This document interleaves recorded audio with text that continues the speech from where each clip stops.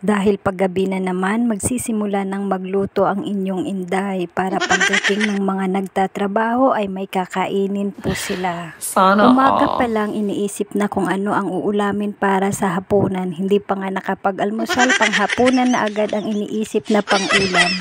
Alas 4 pa lang po ng hapon ay nagsisimula na po akong magluto. Para po kahit mag-cellphone ay walang pong problema kasi nakapagluto na po. Habang nakasalang yung sinaing, naghihiwa na po ako ng mga sibuyas, bawang at kamatis para po sa lulutuin ko pong ulam. Habang inihahanda ko po ang aking lulutuin ay syempre sinisilip ko rin po yung aking mga alaga at baka kung ano na po ang ginagawa. Habang busy sila at hindi pa nag-iiyak, yan sasamantalihin ko na agad ang pagluluto. Ang lulutuin ko po ngayon ay pakbet at pritong isda. Yang alamang po ay galing pa po yan sa amin sa Iligan City. Isang taon na po yan, hindi naman po siguro yun nasisira at nasa loob ng ref at maalat po iyon.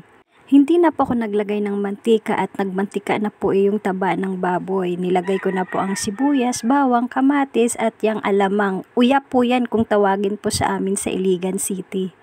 Pagkatapos po inilagay ko na po ang gulay. Ang hirap haluin kasi po may hawak po akong isang cellphone. Pagkatapos po no, nilagyan ko na po ng kaunting tubig para lumambot po ang ating gulay. Tinimplahan ko na rin po ng magic sarap at paminta. Hindi ko na po nilagyan ng asin at maalat na po yung alamang. Inilagay ko na rin po ang talong at tinikman ko po kung okay na po ang lasa. Buti na lang po at hindi sira pa yung alamang kasi po isang taon na po yun nakalagay sa ref. Ayan, luto na po ang ating pinakbet o pakbet.